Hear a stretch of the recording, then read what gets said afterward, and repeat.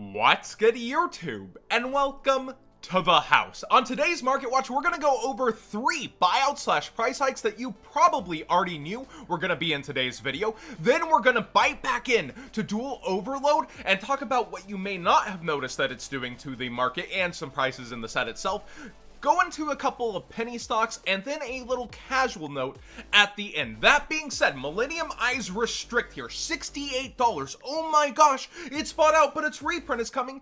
We discussed this. People are going to buy this out away from the panic sellers who first listed theirs and want their copies for Master Rule 4. People want to play now, and especially in the WCQ. It's Link Rebo 2.0 in terms of, well, it was guaranteed in a structure deck afterwards, but man, I've got to play right now. So we see over on eBay, also very similar. There's like a $62 copy, 63, and then it's 70 and gone as well. My thoughts on this are, it's very good for stopping hand traps. If you're playing Instant Fusion, you probably want access to this. Is it worth the money? Not really, but if you're in the room trying to top the WCQ and get a trip to, well, Minneapolis, not Japan this year, I get a trip to Minneapolis, but if you want to play in Worlds, you might want access to this card in your arsenal. Also, Metal Reflux Slime. This is bought out for no other reason than there's a God Slime announced in the OCG, and this is the easiest way to bring it out. There's no competitive viability there. Will it float back down? Over a very long time, if even. Whenever old ultimates get bought out, they kind of hold a new price, so I understand the scramble towards this, but I don't think it's gonna pan out overall. We've been spoiled by the last few legendary duelists in terms of getting really good rogue and competitive cards, and I don't think this new duelist pack is gonna do it for us. And then Obedience School was bought out for one of the cutest archetypes of all time. Ain't that cute? But it's wrong! This card has always had high potential. I've always looked at it as a penny stock. It's something I would always keep 70 to 100 of while I vended myself, because I'm like, one of these days it's gonna do it. Well, this archetype just ain't it. Well, it does some really cool stuff, and Raccoon Xyz is going to be back at full power for Master Rule 5. I just don't think this is it for this card, and you'll see it go back down. This 3 listing is individual copies, and you see it's a little higher on eBay. Don't panic, don't run out. Oh no, it's back down to 5, better get... Stop, just wait for it to fall back out. Really cool card, but it's not its time. Apollosa has fallen down. What is happening to these meta cards? Everybody's wallet is headed towards Duel Overload, and vendors still want to make some sales, especially for this WCQ season. I think a lot of these will reheat back up over time, but we see multiple listers holding the line here on TCG Player at $100, although there's 0% feedback, 53 sales on this guy that has 16 of them, before they're back up towards 105, heading towards 110 quickly. So a lot of different sellers are motivated right now, and over on eBay, very different story. It's 118 off the bat before 120. So using my TCG Player link in the description down below, costing you nothing extra and supporting the channel directly for the cards you'd already be buying, the meta seems to be the best deal over here on a lot of cards. Also, Blackluster Soldier of Chaos heading back down. Now, it could find a perfect reprint place in Toon Chaos, where the theme is already a Toon BLS. It would fit perfectly, so people might be spooked about that, and they could also be spooked by Battles of Legend being confirmed, but again, that's after the WCQ. So I think there's definitely going to be vendor games around these cards, even if reprints are going to happen, but they would definitely go down from high price points like this and this versus what they are. Masquerena is also headed downwards, though. We see that she's available like 42, 43 very consistently lately and lower, and on eBay we have one cheaper copy before it's actually higher than TCG Player.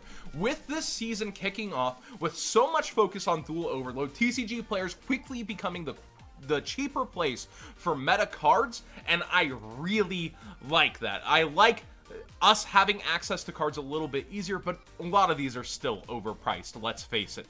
Duel Overload itself has had some interesting movement, namely due to Tier 0 appearing on the market. Usually they bring a huge price coolant whenever it is concerning cards, and sorry for the voice cracks, I was screaming all day at Six Flags yesterday, but they keep selling out, they keep relisting, keep selling out of their cards. They initially had Infinite Impermanence at 15, Of course they sold out at that, especially with code WATSGOOD5 to get you 5% off on the site, supporting the channel directly also. But yeah, now they're selling them at 20 and still selling out, which is under the market over here at 22. Here's the thing about Imper.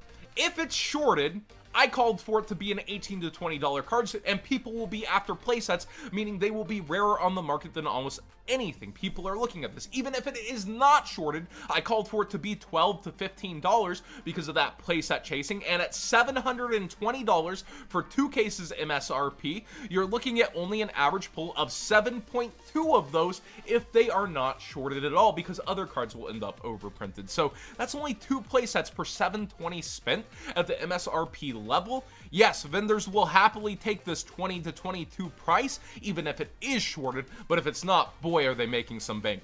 Verte Anaconda has been holding up above the $20 mark still. We see Phantasme towards 18. Signet Mining has been the thing that's spiking. A lot of people are really scared it's short printed because of the YugiTuber opening. That's less than 1 case. That can be very variable whenever it comes to pulls. So, and it's also EU versus USA. Different things are going to be shorted between the two. It'll be interesting to see how Signet Mining turns out, but boy are people reading into this early versus non-existent ratios. I would think Union Carrier would be way more than Signet Mining, but generic Cyver support in for the salad, boys. There's a deck that's it's actually being played in already versus this highly potential card. This is actually very affordable, and this is something I'd still be staring at pre-sales. Celine had dipped all the way to $3, and Tier 0 and myself also agreed, well, that's a bit cheap on this card. I wonder where Celine actually ends up now on theirs. Yeah, towards $6, so still a bit cheaper, but like, Celine, if shorted, should be at the $8 mark, you would figure, but you still have all of the competition to come. We are out so far early with people cutthroating each other and dragging these prices down and then getting bought out and going, did I sell that too low? That there are going to be deals present, but there's still going to be a fallout on a lot of them coming up. Duel Overload is a ride of a set, both for investments and yourselves going in. I would either go in, buy the caseload, or for the singles. One of the two. I would not go any other way. If you're buying just a couple boxes to support your locals, that would be the only reason I would go for single boxes, of course with the Lost Art promos. That would be the other excuse. I'm getting something back guaranteed, I'm supporting a local, and I'm okay. Then I understand you going in for it. But these discounted cases are widely available to the public, not just on here. Facebook vendors have been doing discounted cases also at a little bit of a higher rate than this, but it's like buy 5 packs, get 1 free, and you're gonna find these deals where people got it much cheaper than you going to those Walmart shelves, and they have the advantage of being able to sell cards a little cheaper, and of course the vendors have the option to sell cards the cheapest. Like, there's just, not all the cards can be worth money. That's what I'm trying to get across here the long roundabout way. Not everything can hold because vendors want to make sales to pay their overhead and pay their employees. Not everything can stay up. Kujikiri Curse, thanks to the special editions, is one of those cards I was keeping an eye on because it's shorted and it's a generic draw card for 9s. I really like this card. And we see several listings at the 50 cent towards dollar mark. Notice nobody has multiples that are listing these. Weird, it's almost like I said, it's shorted. So we see a bunch of singular copies. Nobody has a ton. So if you're shopping TCG Player, maybe it's something to look around for and add to your cart, or get yourself a couple copies from those top rated sellers. But it's also something that has its time limit where it could end up like Prismatic Secret Rare or Ultra Rare in the Megatins, so keep that in mind. Gallant Granite is another penny stock I'd have my eyes on. The Adamantia, the Secret Slayers, very silently are creeping up on us right after the Master Rule, maybe around the ban list, and after Duel Overload. Yeah, not a lot of people are staring at that, but I think that deck's gonna be really freaking good. I don't get how this is still so low in price. Also, when it comes to the legendary Duelist Magical Hero, a lot of those prices are chilling out too as people look around and the international market takes a play. I would be paying attention to the Dark Magician stuff though if you've been holding up. and here's why. It is collectible. It looks very nice, especially the pictures with Dark Magician Girl and Dark Magician, and I think when it comes to Selene, there's a bit of hype going towards this deck. People are ready to be able to abuse spell counters and do kind of fun things with Dark Magicians. Of course, Selene also works for spirals and pendulums, even better, but people are telling me they're pretty excited for Selene and Dark Magicians, and that's giving it some hype.